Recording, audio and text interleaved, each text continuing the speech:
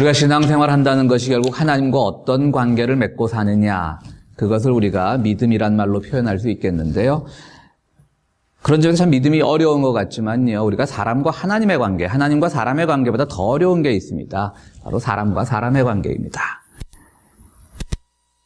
사람의 관계에서 마음이 상하거나 오해가 생기면 그것도 때로는 하나님의 관계에서 자기가 어떤 잘못이 있는 것처럼 문제를 풀어가는 사람들이 있습니다. 그러나 하나님은 늘 우리를 향해서 사랑을 베푸시는 분이시고 우리를 용서하시는 분입니다.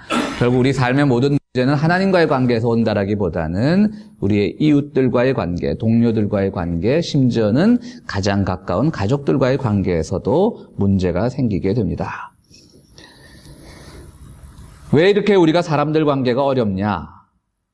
나나 여러분, 너나 할 것 없이 우리 모두는 우리의 마음속에 비겁한 마음을 다 가지고 있기 때문입니다. 요즘 젊은 사람들이 좀 찌질하다는 표현을 많이 쓰는데요. 우리 모두가 누구나 할 것 없이 조금은 다 찌질한 면을 가지고 있습니다.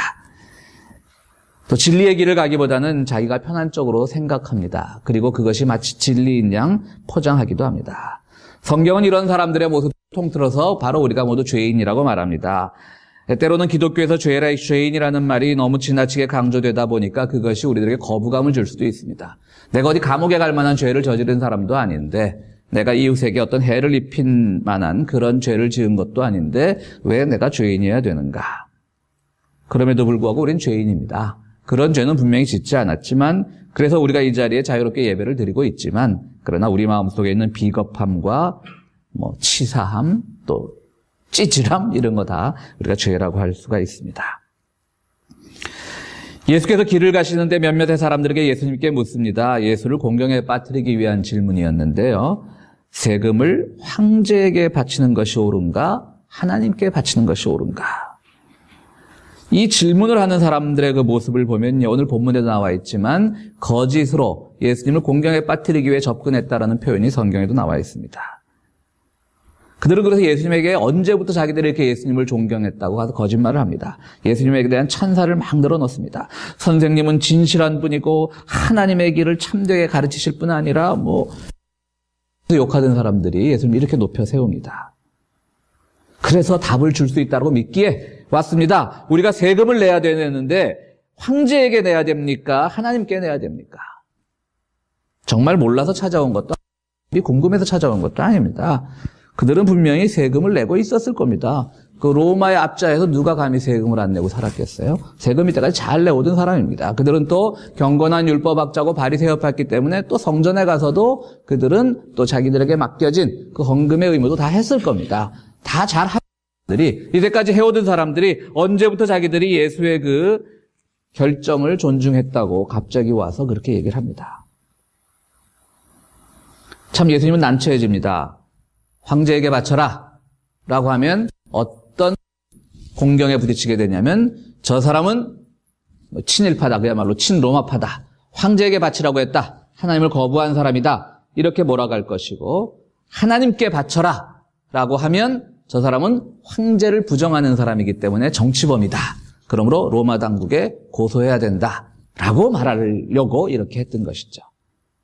엄밀히 말하면요, 바리새파도 로마의 통치를 좋아했던 사람들이 아닙니다. 로마가 사사건건 그들의 종교 행위를 방해했기 때문에 바리새파 마음들 속에도 로마를 싫어하는 마음이 있었어요. 그런데 예수님이 싫으니까, 예수가 싫으니까 갑자기 바리새파가 예수를, 자기들이 싫어하는 그 로마를 싫어한다는 점에서는 똑같은 입장인데, 같이 그럼 손을 잡고 나가야 될 입장인데, 오히려 예수를 로마를 싫어하는 사람으로 몰기 위해서 자기들은 황제를 인정하는 것처럼 거짓을 행하고 있는 것이죠. 심지어는 이 일을 하기 위해서 헤롯파와도 손을 잡습니다. 헤롯파는 로마의 일종의 어영정부, 괴뢰정부, 그렇게 볼 수가 있겠죠.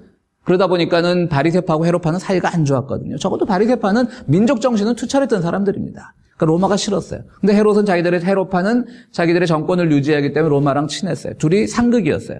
그런데 예수를 잡기 위해서 갑자기, 어떻게 보면 전화 왔습니다. 예수님한테 전화 왔습니다. 예수님을 잡기 위해서, 예수님을 반로마 세력으로 몰기 위해서 자기들도 반로마 정서를 가지고 있으면서 아주 치졸한 방법을 쓰고 있는 겁니다. 참 사람들이 이렇습니다. 우리 성경의 문제이기 때문에 그렇지만 세상 사는 사람들의 모습을 보면 다 이런 모습을 가지고 있습니다. 정치인들도 마찬가지고요. 상대방에 대한 어떤 정치적인 이념이 다르면 그들을 아주 이 세상에 존재해서는 안 될 사람인 것처럼 취급을 합니다. 심지어는 이미 고인이 된 대통령까지 들먹이면서 그가 나라의 국경선을 팔아먹은 것처럼 그렇게 얘기를 합니다. 가장 정확한 것은 그들이 진리를 알고 있습니다. 모르는 게 아닙니다. 그런 일이 없다는 걸 알고 있으면서도 그렇게 이미 고인이 된 사람까지도 부관 참시하듯 그렇게 창피함을 주고 있습니다. 모두가 자기들의 권력 유지를 위해서 하는 일들입니다. 어디 우리가 정치만 탓하고 바리새파만 탓하고 헤롯파만 탓할 수 있겠습니까? 우리 개인과 개인의 삶에서도 마찬가지입니다. 사람이 사람과 알다 보면 미울 때도 있고 갈등할 때도 있습니다.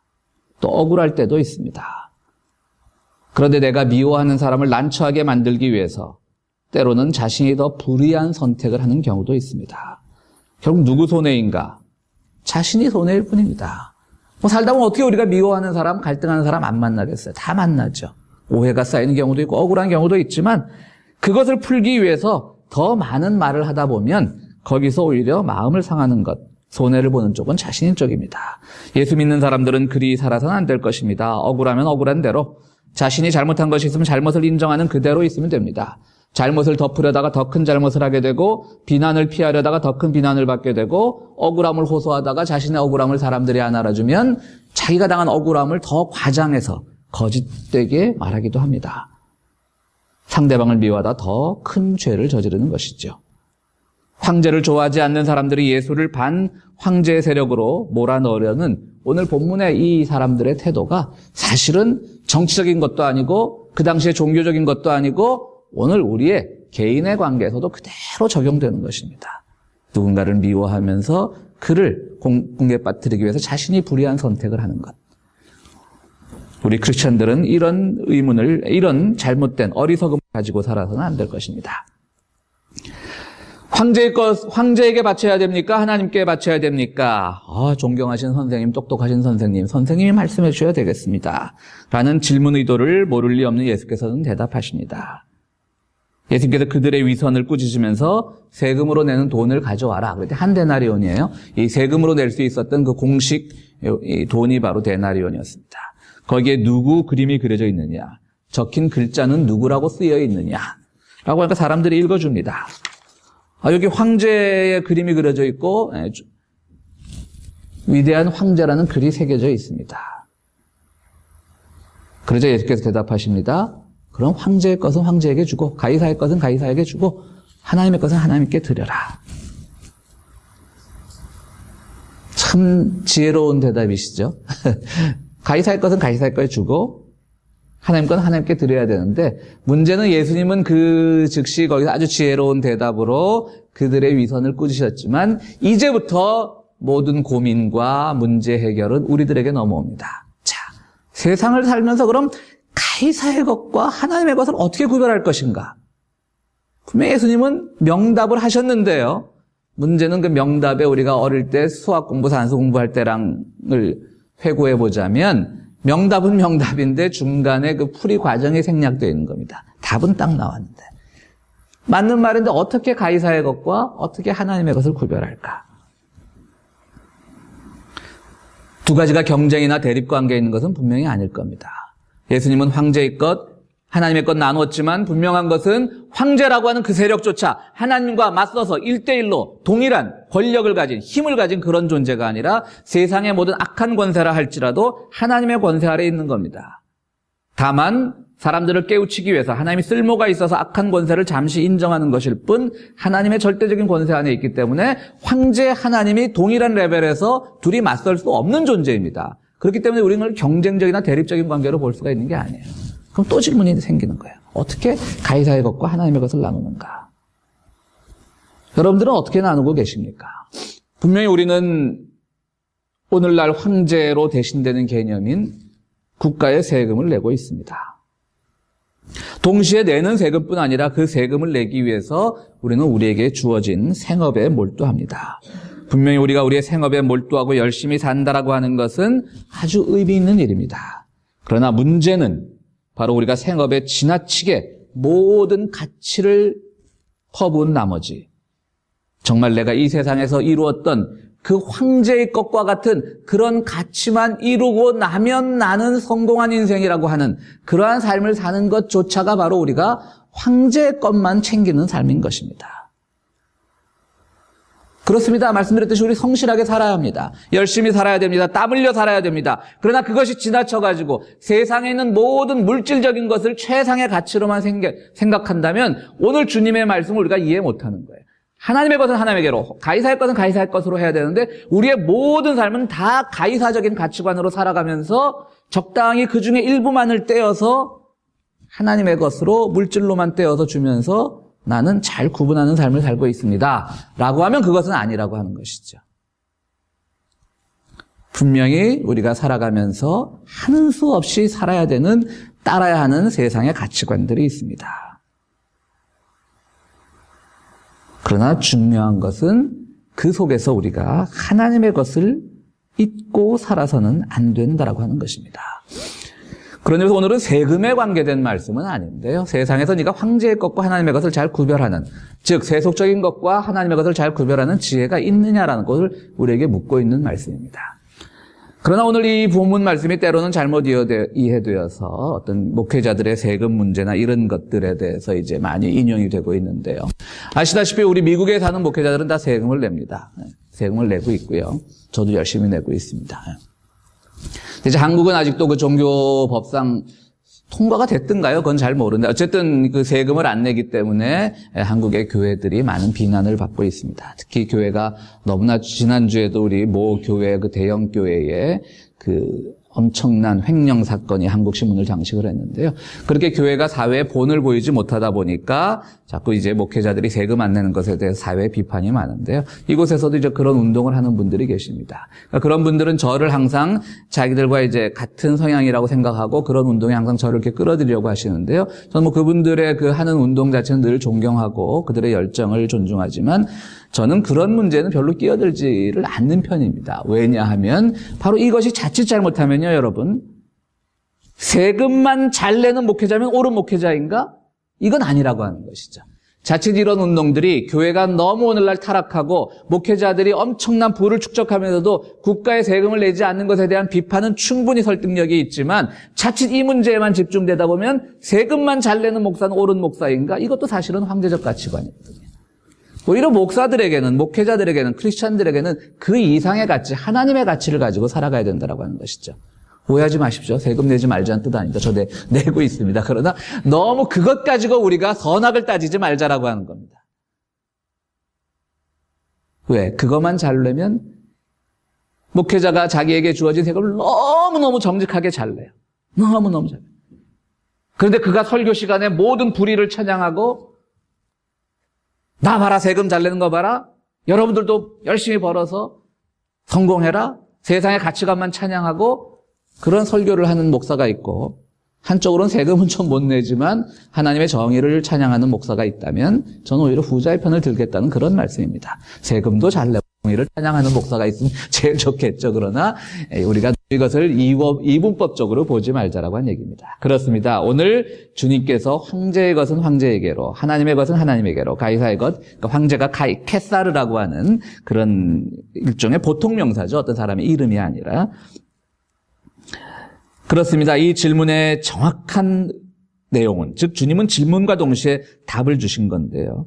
이것은 바로 우리 삶에서 우리가 주님의 것을 얼마나 떼어서 생각하고 있냐라고 하는 겁니다. 즉 우리의 삶의 주인은 누구인가라고 하는 겁니다. 오늘 우리가 누구에게 충성을 바치며 살고 있느냐라고 하는 겁니다. 분명히 우리는 세상을 살면서 이 세상의 법과 관습과 시민으로서의 책임, 시민으로서의 의무를 다 감당하고 살아야 되지만 그래서 황제의 것은 황제, 즉 국가의 것은 국가에 바쳐야 하지만 하나님께 바쳐야 할 것은 하나님께 바쳐야 되는 것입니다.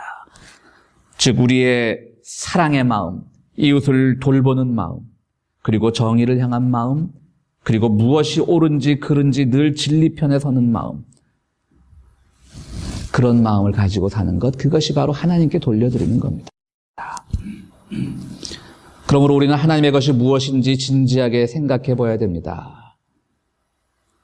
오늘 우리 남성 중창이 찬송가 586장을 불렀습니다. 어느 민족 누구에게나 결단할 때 있나니 참과 거짓 싸울 때 어느 편에 설 건가? 주가 주신 새 목표가 우리 앞에 보이니 빛과 어둠 사이에서 선택하며 살리라. 또 진리편에 서는 일은 늘 명예이익 잃는 일이라는 말이 저한테도 다가왔습니다. 저희가 젊을 때 기독교 학생운동 같은 것 하면서 참 이 찬송가 많이 불렀는데요. 그때는 지금보다 분명히 경제적 여건은 좋지 않았지만 교회가 하나님께 무엇을 드려야 되는지는 알고 있었습니다. 모든 교회가 그랬던 것은 아니지만 그래도 많은 교회들이 그것을 알고 있었습니다.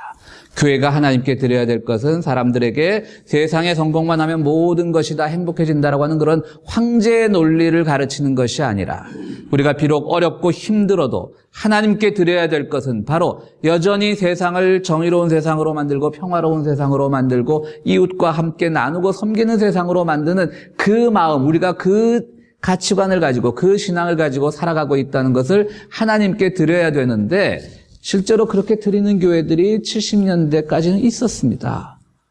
아마도 우리 오래된 우리 이민교회 어르신들도 미국에서도 대부분의 교회가 보수적이긴 하지만 그래도 그런 교회들을 우리가 찾을 수가 있었습니다. 존경할 만한 목회자들이 있었습니다.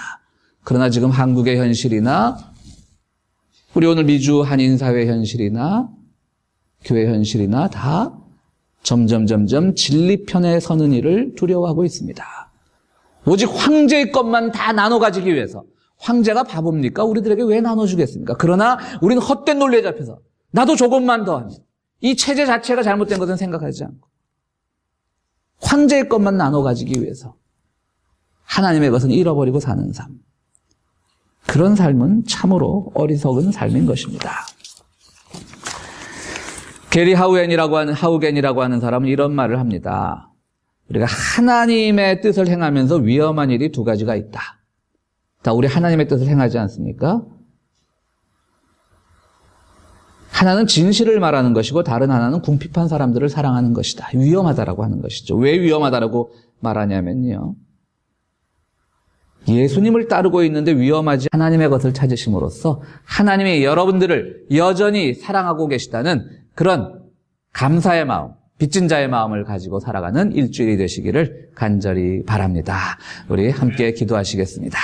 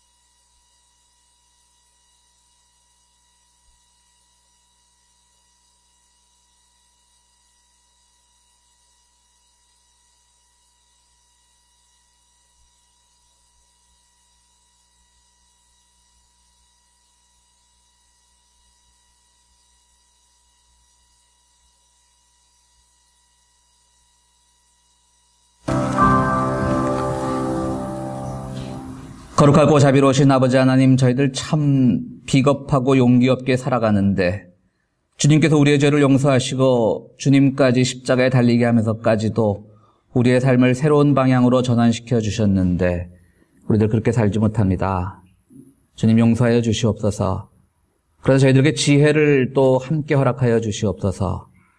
우리가 그렇게 살지 못하는 것을 정당화시키거나 그것이 마치 바른 신앙인 것처럼 착각하지 않게 하시고 우리가 세상을 살아가면서 하는 수 없이 따라야 될 세상의 가치관이 있지만 그 속에서도 하나님의 것을 놓치지 않는 지혜들을 저희들에게 허락하여 주시옵소서. 아버지 하나님, 저희들 황제의 것으로 만들어진 예물을 가지고 하나님 앞에 드립니다. 이 예물 드릴 때 더욱더 소중한 것은 우리의 주님 뜻대로 살고자 하는 마음과 결단이오니 주님, 이 예물에 담긴 우리의 마음을 받아주시옵소서. 그리고 우리가 세상 살아갈 때 정말 이 세상에서 하나님의 뜻을 더욱더 잘 실천하며 살 수 있도록 우리의 삶을 주장하여 주시고 우리를 궁핍치 않게 하여 주시고 하나님의 은총 가운데 우리가 많은 것들 또 누리며 살아갈 수 있도록 도와주시옵소서. 드리는 손길 위에 주님께서 은총을 더하실 줄로 믿사오며 예수 그리스도 이름으로 기도하옵나이다. 아멘.